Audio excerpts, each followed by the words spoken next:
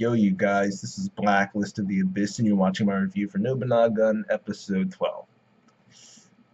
And I know what you guys are thinking, alright? You might get your watch out, get your phone out, get your calendar out, and say, Blacklist, it's not Sunday. As a matter of fact, it's not even Monday. This review is up pretty late. And you'd be right, but believe it or not, there's a reason for all this, and that reason, school. You see, I had work in pretty much every class I'm taking. Alright, I was legit swamped to the point where it's not just that I didn't review anything since Saturday. I literally haven't even watched anime since Saturday. Alright, after Kuroko, I didn't watch any anime. Nothing that I watch on Saturday or Sunday. No Nobunagun, no Wizard Barristers, no One Piece Nisekoi, Magi. I still haven't watched Magi actually. Certainly I haven't watched Hamatora, Hunter x Hunter, and Tokyo Ravens yet. So I've just been incredibly backed up. So that's my excuse. School, all right. So, but it's up now. The review's up now. And also apparently I didn't realize this until like Wednesday. But there are actually 13 episodes in Nobunagun, so this isn't the last episode, which is kind of disappointing because I at least would have had the motivation. I would have at least been able to look forward to saying, well, at least this is the last review of Nobunagun. So that's something I could take off my schedule. But no, I still got another week. So yeah, that's I was already like that in a good mood leading into this episode, and it certainly didn't help where the episode started with Shio still getting tentacle raped. That was not fun. That was not fun to watch. Luckily, they switched away from her. They didn't stay too long on that. That's a good thing. They showed Six and Gandhi instead. They were getting the rest of the invasion objects out from the tunnel. And once they did get them out from the tunnel, Gaudi sealed off the exit and he made the area into a perfect sphere so that they've trapped all the invasion objects there pretty much, right? And Jack, Geronimo, those two with their competitive selves, they make a bet saying that whoever can take out the most invasion objects there will be able to make the other person do whatever it is they want. Alright? And Jack is doing pretty well at first. He's being Geronimo, but then Geronimo, she does a mode change. Oh man, a mode change. Oh, Ghost Protocol. I don't even know what to say about this. Ghost Protocol. Oh man, just when you thought that she couldn't get more epic. Oh man, you can see her weapons. That thing transformed into like it was like a face smoking a pipe or something like that. It was crazy. It was crazy. You saw her jump, and then she got replaced by Geronimo, and then he got replaced back by her. It was crazy. Right? Ghost Protocol, awesome. All right, but the party that's not where the party is. The party is with Gandhi and Hunter. Okay. Hunter, he's trying to take out this one invasion object. It's not going too well, so he has to get help from Gandhi. All right, the dude's turning into freaking Nove. All right, from Hunter x Hunter, he's freaking out completely, and it actually got to the point where he was blaming Shio for the whole situation, because she's the one who put him in that position where he had to fight. And hearing him just blame Shio for everything kind of it ticked Gandhi off. He wasn't very pleased about that. But I mean, I can understand Hunter acting like that because I mean, this dude, he's literally covered in blood now. He's covered in invasion object blood. Right? So I guess I can kind of understand someone like him who isn't supposed to fight, who certainly isn't used to fighting, being thrown into a situation like that. He's pretty much a normal person, essentially. Except he's not, but like, as far as his role in Dogu goes, he's essentially a normal person. He's just a guy who's supposed to stay in the back. So you see these normal guys throughout the episode. There were scenes of like normal people in Japan and everything. You know, he's pretty much one of them. essentially. Now he's being thrown into the battle. And unlike Shio, unlike Jack, unlike Geronimo, they don't have these. He doesn't have this. His E gene isn't like talking to him and telling him like, oh yeah, go get him, John, go get him, Hunter. It's like he's just like all I do is like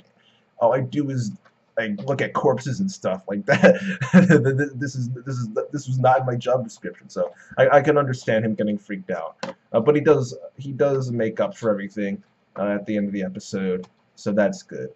Um, and that's the situation with them. As far as Shio goes, she sees the face of the squid, and it was actually pretty cool. She deactivated her AU weapon, and then she dropped the ball onto her foot, caught it like soccer style. Then she turned her AU ball back on so that she got her gun on her foot, and that way she could shoot the squid. However, the squid is armored, so shooting it didn't really do anything, really. And then we got a confirmation from VDoc. Pretty much what I said last week. The invasion object was born there. It was because of the messenger class objects. It was given information and data about Shio and everyone else in Dogu, what they've done so far. It's stuff that I said last week, right? So after we get that, Shio uses 3-line volley to free herself and shoot the tentacles that are holding her. So no more tentacle rape. Awesome. All right. And well, it probably would have been better for her to just sit there, because after this she gets hit by this huge blast of fire. It didn't look too fun. All right. But she ends up being okay. Well, not okay, but I mean better than dead. So she's better than dead. All right. Essentially, what happens is that she has to fight the squid, because if she retreats like the commander wants her to do, I forgot the commander's name already. But if she retreats like the commander wants her to, then it's just gonna head for Upala, which is where Jack, Geronimo, John, Gandhi, Six, Gaudi. It's where all of them are at, right? So she pretty much has to hold the squid back by herself. All right, so and she resolves herself to hold it back pretty much. As far as what is going on with everyone else, all these invasion objects end up going into where Gandhi and Hunter are. However, because Hunter is covered in blood from the invasion object that he killed, he gets ignored by the invasion objects, and they only go after Gandhi. Right? He's like, oh, what's going on here? And then he starts to think. All right, he starts to examine the blood and then the pheromones of all the different invasion object that he killed, I should say. And he pretty much comes up with a way to beat them. Essentially, he uses his brain to. He redeems himself, essentially, right? He redeems himself, all right? The way it works is that because they're in the sea, their eyes are adapted to the sea, not for on land. So when they're on land, they can't see. Therefore, in order to tell friend from foe, they need some other way to do it, all right? And that way that they do it is with pheromones. Right? They have their blood, they have this pouch that has pheromones in like the blood or something like that. And because Hunter was covered in blood, he was also covered in the pheromone that lets the objects know that he's an ally, not an enemy. So he analyzed that compound, that pheromone, and created a compound that would negate it. And then he used Gandhi's shield barrier thing to spread that new concoction that he made all over all the invasion objects there. And once that happens, they suddenly think, oh my gosh, these guys don't have the pheromone anymore, they must be enemies. So then they all start to attack each other.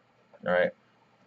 And he did that just in time, because Jack and Geronimo aren't doing too well. They're getting really tired out. They've taken out almost 2,000 invasion objects by themselves, but there's still a ton left. Alright? I don't know what Gaudi's doing. He kind of just disappeared. So he wasn't really much of the folk. He didn't really do much. He sealed off the exit. That's about it. I think he tried like beating like 1 or 2 objects, but like that's all he was really shown doing. And as far as Jack goes, Geronimo isn't the only one with a mode change, with a transformation, because he gets told by Jack the Ripper, his E gene, he gets told by him, all right, listen, the Shio is over there. She's in trouble. She needs your help. You need to go to her, all right? Which links back to what Jack the Ripper told Adam. I'll call him because I don't feel like referring to two people as Jack. Right? Jack the Ripper told Adam that he needed Shio when he needed Nobunaga. All right, so he tells Adam yet again that he needs Shio and he should go to where she is and help her out. So he does. He leaves everything to Geronimo and to Hunter really, because Hunter comes out riding 6. She wasn't very pleased about that, but he's spraying the he's spraying the pheromones. Okay, he's spraying the pheromones over all the invasion objects, and then they all just start killing each other.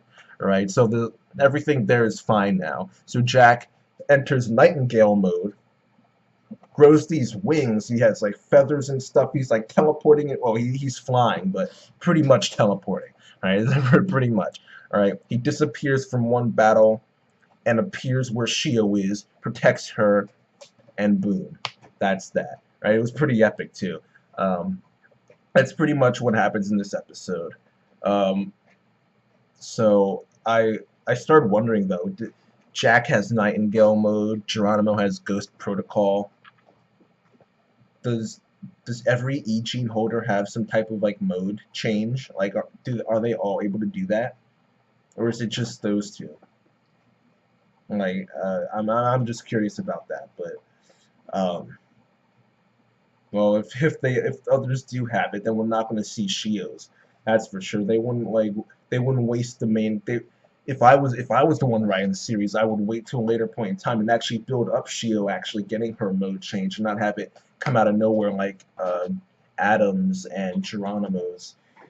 That's something you want to like show everyone else's, and then show how legit it is, and then build up to eventually Shio being able to reach that status and getting her mode change as well. But so I don't know if everyone can do a mode change like that, but even if they can, we're at the very least not going to see Shios.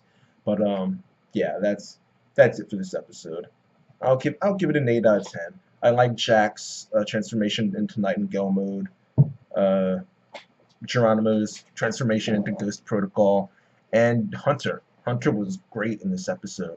Him being afraid makes perfect sense, but he was able to recover, redeem himself, and grow as a character. So yeah, he is what Usopp should be, but oh well. What are you gonna do?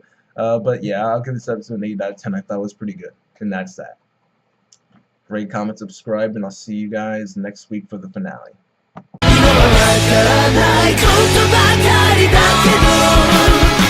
信じる